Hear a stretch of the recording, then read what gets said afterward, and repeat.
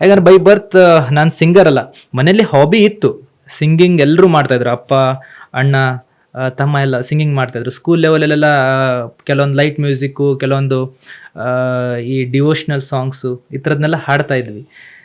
ಆ ಥರ ಹಾಡುವಂಥ ಸಿಚುವೇಷನಲ್ಲಿ compare to other students ನಾನು ಅವ್ರಿಗಿಂತ ಸ್ವಲ್ಪ ಚೆನ್ನಾಗಿ ಹಾಡ್ತಾ ಇದ್ದೆ, ಅಷ್ಟೇ ನನಗೆ ಗೊತ್ತಿತ್ತು. ಬಟ್ ಅದಾದಮೇಲೆ ಸಿಂಗಿಂಗಲ್ಲಿ ಏನಾದರೂ ಮಾಡಬೇಕು ಅಂತ ಹೇಳಿ ನಾನು ಡಿಸೈಡ್ ಮಾಡಿದೆ. ಸೊ ಫೋಕಸ್ ಮಾಡಿದೆ. ಅದಕ್ಕೆ ನೀಡ್ ಏನಿದೆ, ಬೇಸಿಕ್ ನಾಲೆಜ್. ನಾನು ಈಗ ಆಫ್ಟರ್ 17 years ನಾನು ಕೂತು ಪ್ರಾಕ್ಟೀಸ್ ಮಾಡಬೇಕು ಅಂತಂದರೆ it will take more time.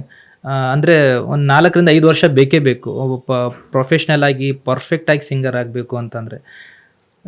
So ನಾನು ಡಿಸೈಡ್ ಮಾಡಿದೆ ಏನು ಮಾಡಬೇಕು, ಹಾಗಿದ್ರೆ ಅಟ್ಲೀಸ್ಟ್ ಬೇಸಿಕ್ ನಾಲೆಜ್ ತೊಗೊಳ್ಳೋಣ, ಅದರಲ್ಲಿ ಏನಿದೆ ಏನಿಲ್ಲ ಅಂತ ತಿಳ್ಕೊಳ್ಳೋಣ. ಸೊ ಅಲ್ಲಿವರೆಗೂ ಆಲ್ಮೋಸ್ಟ್ ಅಲ್ಲಿ ಎಲ್ಲ ಸಾಂಗ್ಸನ್ನು ನಾನು ಹಾಡ್ತಾ ಇದ್ದೆ, ಕನ್ನಡ ಚಿತ್ರರಂಗದ ಎಲ್ಲ ಸಾಂಗ್ಸು, ಹಿಂದಿ ಸಾಂಗ್ಸು, ಈ ತೆಲುಗು ಸಾಂಗ್ಸ್ ಕೆಲವೊಂದನ್ನು ಕೇಳ್ತಾ ಇದ್ದೆ, ಇಂಟ್ರೆಸ್ಟ್ ಇರ್ತಿತ್ತು. ಸೊ ನಾನು ಕ್ಲಾಸಿಕಲ್ ಜಾಯ್ನ್ ಆದೆ. ನಮ್ಮ ಗುರುಗಳು ಕುಮಾರ್ ಸರ್ ಅಂತ ಹೇಳಿ ನನ್ನ ಕ್ಲಾಸಿಕಲಿ ವೋಕಲಿ ಟ್ರೈನ್ ಮಾಡಿದ್ರು. And they are actually very primary school teacher. ನನ್ನ ಅಂದರೆ ಅವರು ಬ್ರಾಹ್ಮಿನ್ಸ್, ಒಬ್ಬ ಮುಸ್ಲಿಂ ಹುಡುಗನನ್ನು ಹೆಂಗೆ ಟ್ರೈನ್ ಮಾಡಬೇಕು ಅನ್ನೋದು ಅವ್ರ ಮನಸ್ಸಲ್ಲಿ ಇತ್ತು. ಬಟ್ ಆದರೆ ನನ್ನ ವೋಕಲ್ ಅವ್ರು, ನಾನು ಟ್ರಯಲ್ಗೆ ಅಂತ ಹೇಳಿ ನೀವೊಂದು ಹಾಡು ಹಾಡಪ್ಪ ಅಂತ ಹೇಳಿ ಕೀಬೋರ್ಡ್ ಕೀಸ್ ಹಿಡಿದಾಗ ನಾನೊಂದು ಸಾಂಗ್ ಹಾಡಿದೆ. ಅದಿನ್ನೂ ನೆನಪಿದೆ ನನಗೆ. ಹಾಡ್ಬೋದಾ ಆ ಸಾಂಗನ್ನು? ಖಂಡಿತ ಹಾಡಿ. ತಾಯಿ ತಂದೆಯ ಬಿಟ್ಟು ತಪವ ಮಾಡಲು ಬಹುದು, ತಾಯಿ ತಂದೆಯ ಬಿಟ್ಟು ತಪವ ಮಾಡಲು ಬಹುದು, ದಾಯಾದಿ ಬಂಧುಗಳ ಬಿಡಲು ಬಹುದು, ದಾಯಾದಿ ಬಂಧುಗಳ ಬಿಡಲು ಬಹುದು, ರಾಯತ ಮುನಿದರೆ ರಾಜವನೇ ಬಿಡಬಹುದು, ರಾಯತ ಮುನಿದರೆ ರಾಜವನೇ ಬಿಡಬಹುದು, ಕಾಯಜಾಪಿತ ನಿನ್ನ ಅಡಿಯ ಬಿಡಲಾರೇನೋ, ಬಿಡಲಾರೇನೋ,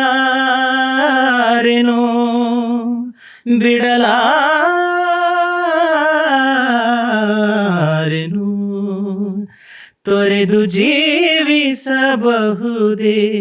ಹರಿ ನಿನ್ನ ಚರಣಗಳ, ಬರಿದೆ ಮಾತೇಕಿನ್ನು ಅರಿತು ಪೇಳುವೆನಯ್ಯ, ಬರಿದೆ ಮಾತೇಕಿನ್ನು ಅರಿತು ಪೇಳುವೆನಯ್ಯ, ತೊರೆದು ಜೀವಿಸಬಹುದೇ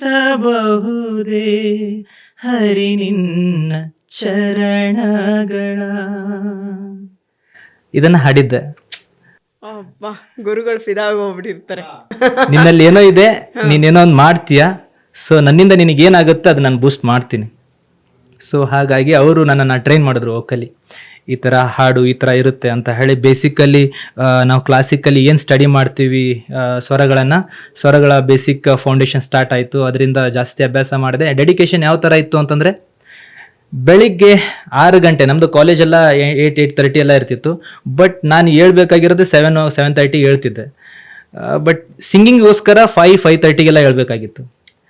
ಅಷ್ಟು ಡೆಡಿಕೇಶನ್ ಇತ್ತು. ಸೊ ನಾನು ಪ್ರಾಕ್ಟೀಸ್ ಮಾಡಿದೆ. ಒಂದು 1 year ನಮ್ಮ ಗುರುಗಳ ಹತ್ರ ಪ್ರಾಕ್ಟೀಸ್ ಮಾಡಿದೆ. So I got some knowledge about singing, music. So ಅದಾದಮೇಲೆ ನಾನು ಮತ್ತೆ ಹೈಯರ್ ಎಜುಕೇಷನ್ಗೆ ಅಂತ ಹೇಳಿ ದಾವಣಗೆರೆ ಬಂದಾಗ ಮತ್ತೆ ಗ್ಯಾಪ್ ಮಾಡಿಕೊಂಡೆ. ಸೊ ಅವಾಗ ಇನ್ಸ್ಟ್ರೂಮೆಂಟಲ್ಲಿ ನನಗೆ ಟ್ರೈನ್ ಮಾಡಿದ್ರು ನಮ್ಮ ಜಗದೀಶ್ ಮಡಿವಾಳರ್ ಸರ್ ಅಂತ ಹೇಳಿ. ದಾವಣಗೆರೆಯಲ್ಲಿ ಅಲ್ಲ, ನಮ್ಮ ಹನಗಲಲ್ಲೇ ಟ್ರೈನ್ ಮಾಡಿದ್ರು. ಅಂದರೆ ನನ್ನ ಎಜುಕೇಷನ್ ಕಂಪ್ಲೀಟ್ ಮಾಡಿ ರಿಟರ್ನ್ 2 years ಗ್ಯಾಪ್ ಮಾಡ್ಕೊಂಡು ಬಂದಮೇಲೆ ಅವ್ರು ನನಗೆ ಇನ್ಸ್ಟ್ರೂಮೆಂಟಲ್ಲಿ ಟ್ರೈನ್ ಮಾಡಿದ್ರು. ಅವರು ಒಂದು ಸ್ವಲ್ಪ ರಾಗಗಳ ಹಾಗೆ ಕೆಲವೊಂದು ಮಹಾನ್ ಸಂಗೀತಗಾರರ ನಾಲೆಜನ್ನು ನನಗೆ ಕೊಟ್ಟರು.